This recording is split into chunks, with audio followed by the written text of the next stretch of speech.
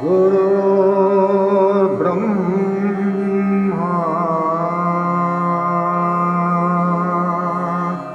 गुरुर्विष्णु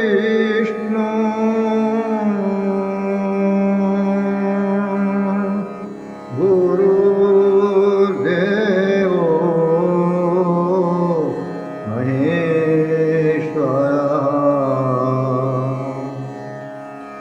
गुरु साक्षात् परब्रह्मा गुरु साक्षात् परब्रह्मा तस्मै श्री गुरवे नमः.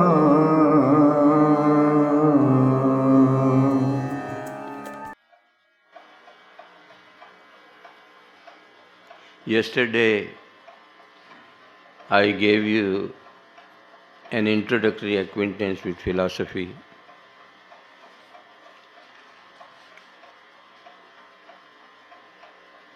You should have known by now what philosophy aspires to do. When we talk of love for wisdom, it does not mean we deny it to other branches of study. We surely do not mean it. There is a difference between the picture of the part and the picture of the whole, WHOLE. This is a very important word in philosophy, whole. You will often come across it. Philosophy aspires to present a picture of the whole, the so-called totality, as against a piecemeal or a part picture of any other study. And the truth of the matter is, the phenomenon, whatever you study or experience in life, is a whole, a complete thing. It is not a part only. When you discover the meaning of what befalls you in this world, you are shaken to the roots. What is the meaning of your existence? What is the meaning of your experience in life? One thing becomes clear at the first sight itself, that this whole world show is maintained by a rational agency, which is thinking, which is calculating, and which is determining. It is not a haphazard show, and the word which is used in philosophy is purposive. It is purposive. It is not to no end. It has a purpose, it has an end in view to fulfill it. The whole cycle of creation, birth, span, and death, then re-emergence, and like this, to what end, who controls it, who manages it. And it appears also that they are very closely connected, related one to the other. It is not an isolated association of parts, not like this. And when you try to discover the meaning of it, when you try to enter into the very being of it, you are philosophizing. There are a few words peculiar to the study of philosophy. As for instance, I just now used the word being. There are two words, becoming and being. You know both these words, but their context in philosophy is a little different. Becoming is the process. At the end yesterday, I introduced two words, reality and appearance. Appearance, you all know that which appears you to be. Reality is the truth of a thing. And all your study in this period will involve an acquaintance with the reality as also with appearance also. Appearance is becoming, it is process. Process meaning it is changing at every moment. It is becoming a new thing. That is what is meant by becoming. Being means the truth of it, the existence of it, and the meaning of it. It is also a very important branch of philosophy, the study of reality, ontology. The proper word for it is ontology. And there are other branches also of philosophy, chiefly ethics or moral philosophy, which tells you what is right and what is wrong in your conduct, how you should behave, how you can behave better, and all these things you will come across in your study here in this period. There is yet another branch of philosophy, logic, is concerned with the laws of thinking, that your thinking should be correct. What is the requirement? Study of logic. All these things you will study in philosophy. You will have a bird's eye view of everything, looking to the time available to you and the ground you have upon which you stand. But as your syllabus mentions, an outline acquaintance with history of Western philosophy is required there, and you will get it. Yesterday I told you what history means, that you narrate the incidents of the past is all very well, but you have also to know why the incidents occurred as they did and not otherwise. That is truly the study of history. And how various systems of thought have developed, this also you learn to study. One school of thought, there is a problem. Some school of thought, some organization offers an answer to it, another evaluates it, studies it, and comes up with an amendment. Like this, they act and react one upon the other, and they develop like this. That is how history develops. This is all there. Philosophy, at the root of it, is an effort of man's mind.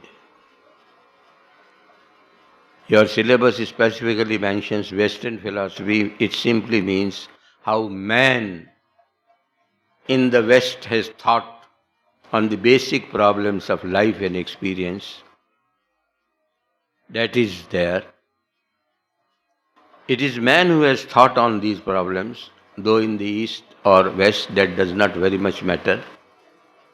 But there is bound to be a difference of approach. You will get to know how people, wise men in the West, have thought over the problems of life, in fact on the meaning of life itself, and what does experience mean to you, and how do you explain your predicament in this world. That is there. One thing also we should take care of at the beginning is the approach or the method, how philosophy has been done principally in the East and in the West, that we shall have a look at. West, even if you have a cursory look at it, is devoted principally to a logical, a rational approach. What is meant by a rational approach? You are a thinking being. Nature has made you to be a thinking being, an arguing person. You ask the question why it is your basic nature. Newton was not doing the first thing when he asked why did the apple fall down. All men do it. Some pass by and others take it up. That is the difference. But rationality being the primary asset of man, he has got to ask a question. It is not your kindness that you ask a question. You have got to do it. Your nature is this way. Nature has built you this way. And therefore, whatever is baffling, whatever is mysterious to you, whatever you cannot explain and understand and answer, that you must aspire to answer. That is human nature. And the basic psychological fact is, whatever pleases you, you want to be with it, the more the merrier. Whatever displeases you, it is a psychological fact, you want to get rid of it at the earliest. Right from the day man came on the globe, these problems have been there before him. And not that he ignored them, he always tried to answer them, he did answer them, and all mythology, mystery, storytelling, magic, all these things are attempts towards it, towards answering this problem. Why they did it all? Mythology, all these things, magic. They proffered some answer to somehow solve the problem for the time being. Because the very fact that you cannot solve a problem is anathema to me. It does not please you. Every people have a hoard of mythological lore with them, magic, stories. They are not rational explanations. They are somehow explanations given. I will give you an example. Egyptians, the ancient Egyptians, it was a very ancient civilization, Egyptian civilization. India's civilization also is very ancient, Chinese is very ancient. European civilization dawned in Greece, Assyria, Babylon, they were all ancient civilizations. The Egyptians, it was a mystery for them. How does the heaven hang above without any support or pillars? In our empirical life, we behold everywhere whatever hangs above needs to be supported somehow or some way, on pillars or whatever it may be. It was a mystery. How does the heaven hang without any support? And they came up with an answer to satisfy their curiosity only, that's all. It's not a true answer or the correct answer. Science has made so much advance after that. They said, the Egyptians said, the universe is like a box. It is like a box. The lid of the box is conjoined to the sides, but it is without any support. In the bottom of the box we are living, that is our world, and the heavens are like the lid of the box. Now, what a childish explanation, but somehow it satisfied the curiosity at that time. It served the purpose. And it went on for a not just number of years but centuries. All mythological lore, magic, mystery, all we will have it, and all have this role only. When knowledge advances, when man comes on his own, he realizes these explanations are not satisfying. They are only storytelling, and storytelling is not an answer to a problem. So ultimately they take to a rational approach. A rational approach is that approach which will appeal to all because rationality is common to all. What is rational will appeal to all. What is irrational will appeal to none. They took to a rational approach. And in Europe, about 4 centuries before the birth of Christ, it was the heyday of European civilization which dawned in Greece, a very highly developed civilization dawned in Greece. And all European civilization culture is indebted to Greek civilization. The mother of all European civilization is Greece, Greek civilization. It was the heyday of Greek civilization. How it came about to be that? Philosophy normally, usually prospers in at least a modicum of prosperity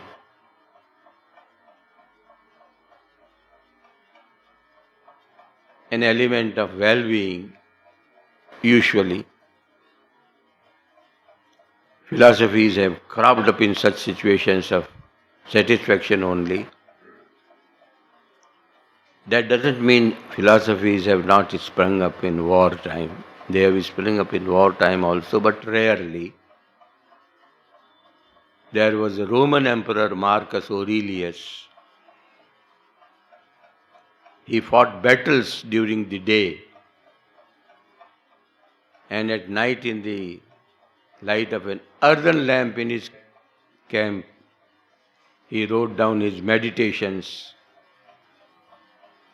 A very wonderful, thought-provoking book, small book, but very wonderful book, Meditations of Marcus Aurelius. But that is a rarity.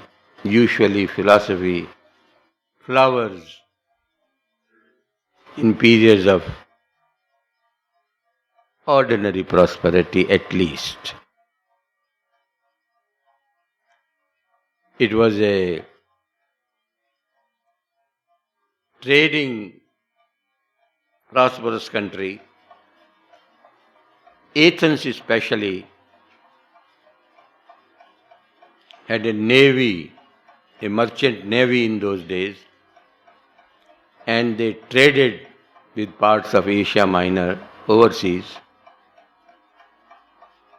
and they were a prosperous people. Greece in those days was not a compact country as it is today, or we are used to understand. It was a country made up of a number of city-states. There were cities, various cities, Athens, Macedon, like this, Syracuse, like this, And they were sort of independent countries. That is what is meant by a city-state. Athens principally was prosperous, very outgoing, and experienced the flowering of Greek civilization.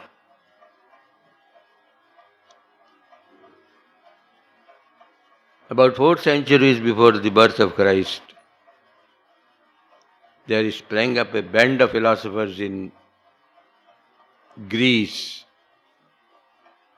who vowed they will not take to mythology and mystery and story building.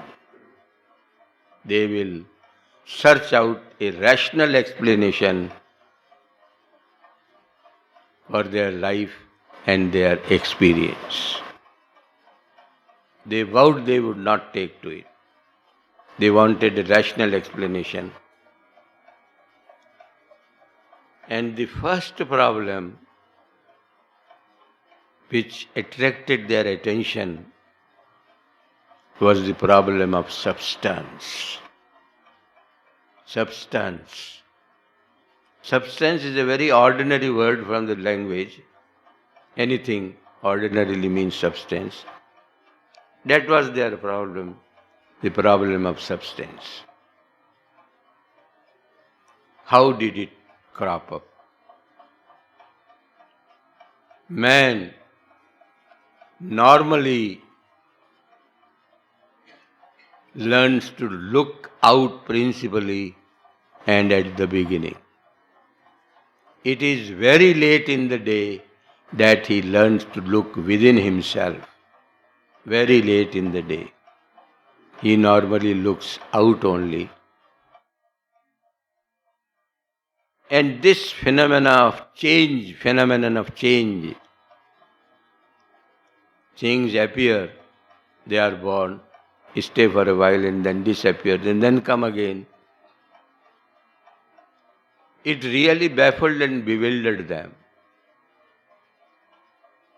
They wanted to know what is this substance which is born, perishes and yet is born again. There were countless substances apparently experienced in life. Somehow they had a faith that they may appear to be so many, but they truly are not so many, they are just one only. All these are expressions, modifications, to use the correct philosophical word, are of one substance only. Somehow, there is no reason how they thought about it, but somehow they thought it must be one substance only. It cannot be as many substances as they appear to be there. That was the first problem, the problem of the substance with them. But before going to it,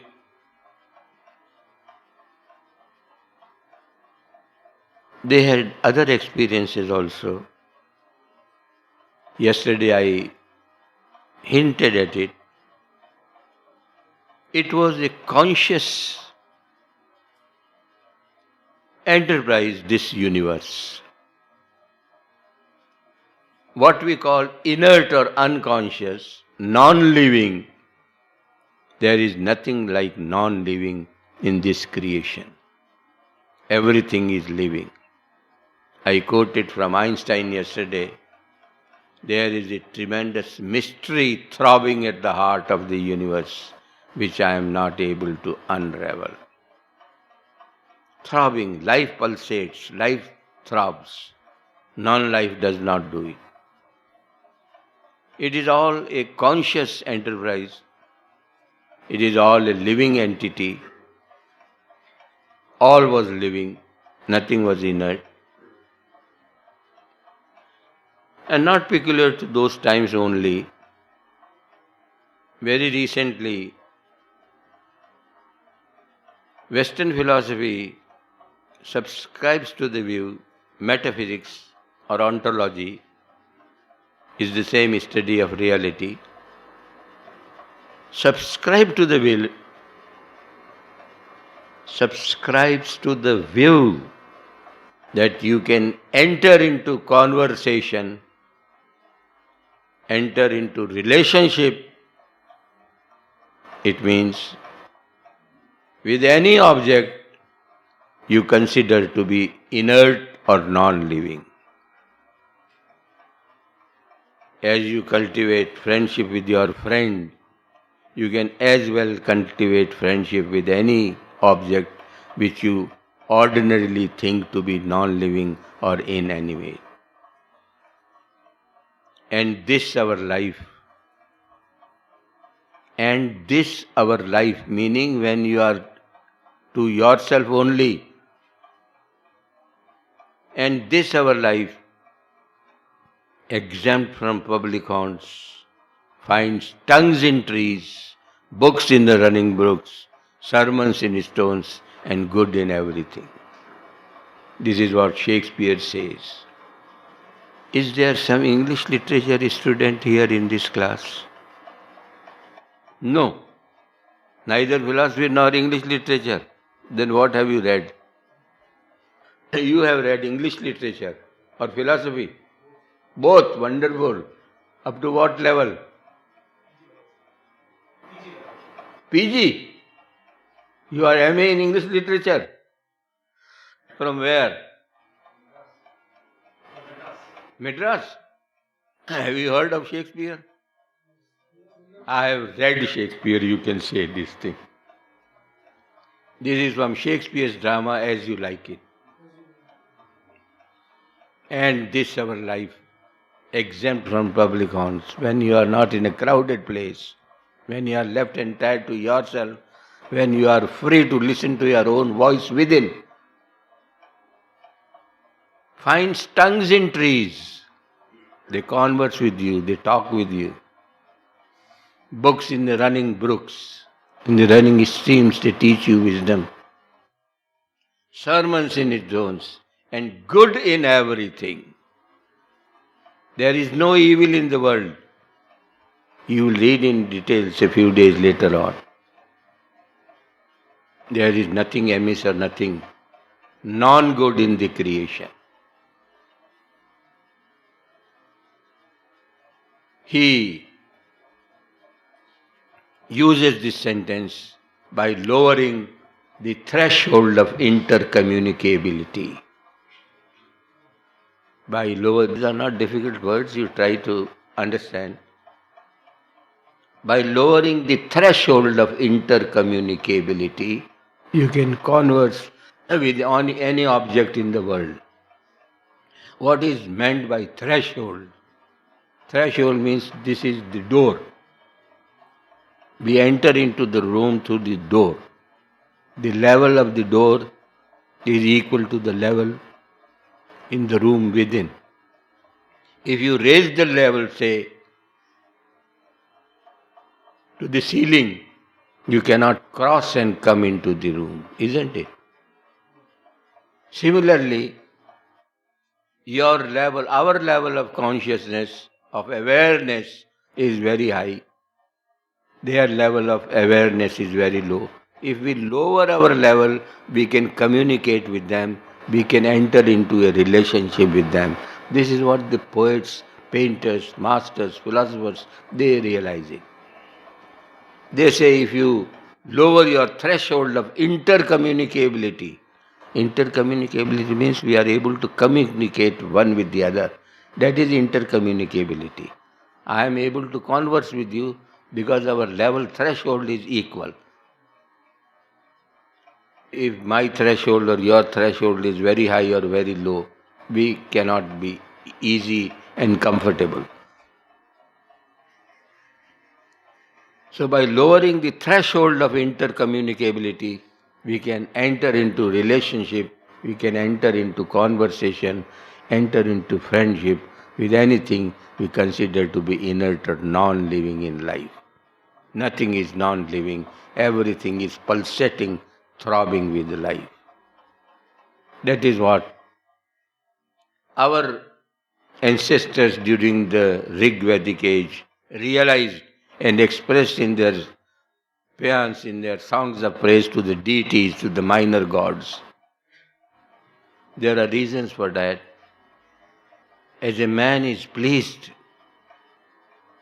by, say, flattery or sycophancy, they thought everything was so perfect to the realization of man's welfare and good. They should also be kept placated, and so they did it. Sacrifices, offerings, and all these things were there. Nature was living, with the Greeks also as with the Aryans.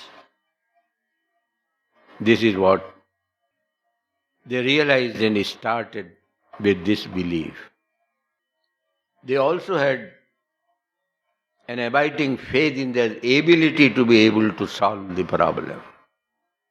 They realized they would be able to solve the problem.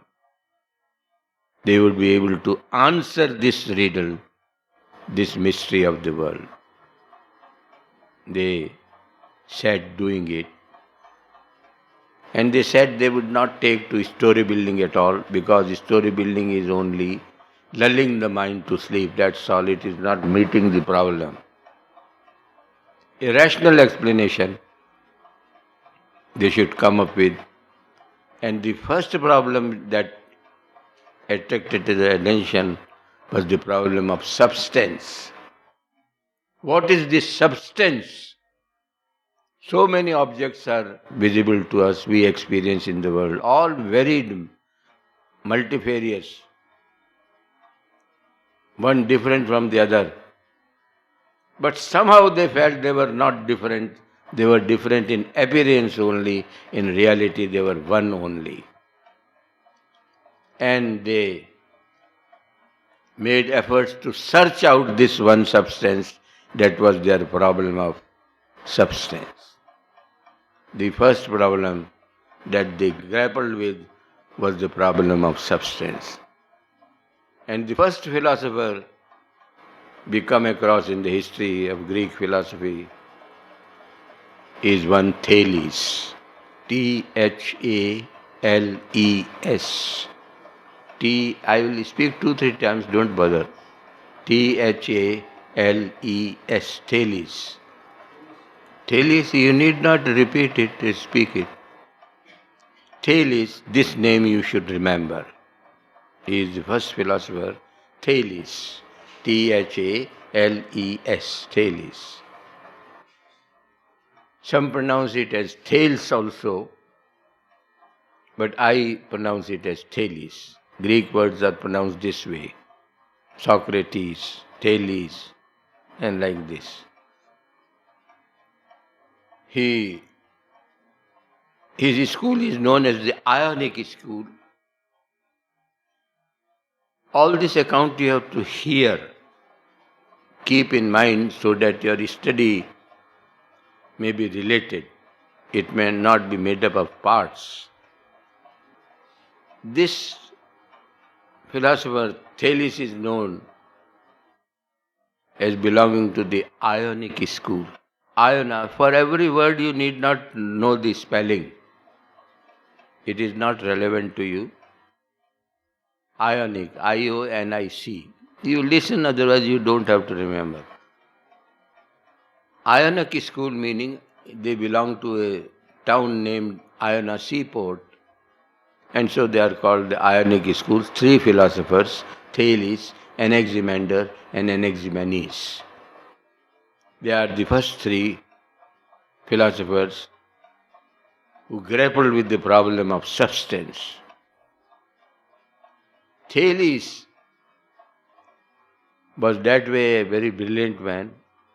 He is said to have predicted an eclipse in those days. The question is not what they came up with. The question is how they came up with all that they came up in that age when nearly no tools of understanding were available to them. He predicted an eclipse in those days, Thales. He is said to be a very brilliant man. Thales says, water is the primary substance which undergoes all transformations and yet remains the same. Water is the basic substance. Now you may be inclined to smile at this discovery. What has he done, water? The importance is not in locating water, it is in locating one particular substance to be the basis of every creation. That is his insight. And then we have to examine also how did he posit water. Water cannot be the primary substance because water itself is a physical element. It is subject to division and composition. It cannot be the primary substance. Primary substance means not subject to any change. If you are subject to change, you are changing, you are not the same thing and you cannot be the primary thing. How did he posit water? Perhaps he did not so much mean water, the physical thing which we know first hand. He perhaps may have meant the principle of moisture. Moisture is available everywhere. There is moisture, an element of moisture in everything in the world. Perhaps this universal presence of moisture everywhere led him to posit water as the primary substance. The primary substance available everywhere is moisture. And principally, moisture is an element of nutrition in grain and corn also. There is always an element of moisture in grain and corn which sustains our life, and so he may have posited water as the primary substance. As I told you, it is not enough that you have said one thing and all is over. No, nothing is over. Whatever you come up with will be submitted to the intense scrutiny of other understanding people. What is lacking shall be brought out and pointed out, evaluated, weighed and considered, as it is called. It will be done. And it was done. Done mostly by his own students. As they say, students usually look taller than their teachers because they stand on their shoulders. This is the truth of the matter, but they look taller. So his student, an examiner, came and said, no, my teacher made a mistake. This is what a student only will do. Our teacher made a mistake. Water cannot be the primary substance because water itself is a thing, is an article, is a substance which needs another substance to explain it. Say, someone tells you water is the primary substance, you ask, what is water? I don't know what is water, tell me. How will you say? I ask you, supposing, you will be in difficulty explaining it. How will you explain? You will explain it by the aid of another substance. You will ask me, do you know what milk is? Do you know what cold drink is? These are all other substances by the assistance of which you want to explain the concept of water. A thing which needs for its explanation on another substance is dependent upon it, and therefore it cannot be the primary substance. Primary substance, reality, means non-dependence upon anything. The basic thing is, if you are dependent upon something else, then that something else is more important, more primary, more basic than the thing you are explaining. Water needs another substance to explain it, and therefore it cannot be the primary substance. Then what is it? It is not enough. You have rejected a theory, you have to come up with your own answer to it. Anaximander was his student, Thales' student, and he rejected his theory, and he came up with his own theory. The primary reality is an infinite mass. There is a difference between mass and weight. Students of science know it. It is not measurable. Mass is not measurable, or may be measurable. Not that easily as weight is. You can have weight in any balance. But mass is a different thing. It is an infinite mass. Infinite means that which is not finite, that which is not limited, illimitable. Which is illimitable, a mass which is enveloping the universe. You are talking of the primary substance which is all over the universe, it will envelop the universe, and he talked of an infinite mass. Endless, illimitable mass, living mass. It is not inert, it is living. There is nothing inert, it is living. And that is the primary reality. All things come out of it. And the most wonderful discovery they made was, it is a cyclic movement. All things come out of it and all things go back to it. That is how an inexhaustible supply you posit. Your supply will not come to an end. If you have a hoard and you only spend and spend, it will be exhausted one day. If you have a mechanism by which it is being replenished as it is finished, it will never be exhausted. They also posited a cyclic movement. Things went out of this infinite mass and repaired to this infinite mass, though the volume was never exhausted. It was an infinite mass. You have seen one opinion acting and reacting upon another and improving itself. Then another of his students, Anaximenes, came and said, "This is very confusing. What is it you mean by infinite mass? A living infinite mass, what is it all?" The mind understands the concrete thing more easily.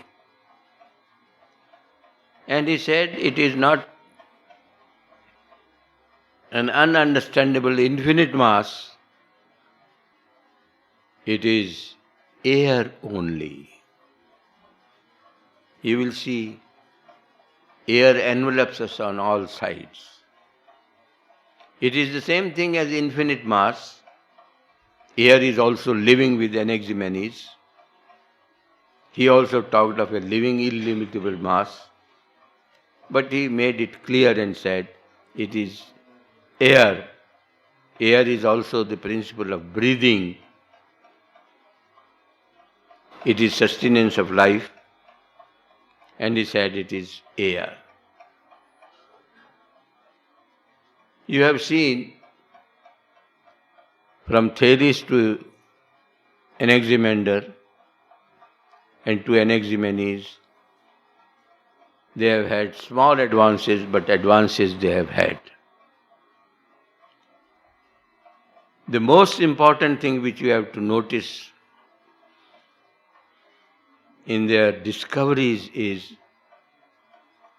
the positing of a cyclic movement. How do you ensure an inexhaustible supply? That is how they did it. These are not sure and foolproof answers to the problem. These are not foolproof answers to the problem, but they are attempts and there are sparks of brilliance in them. The chief being the positing of a cyclic movement. How do you ensure inexhaustible supply? This they ensured through this means. Like this it went on. This was the Ionic school. Then you will go to Pythagorean school and to all other schools we will have a look at, and like this we will go on. Hari Om.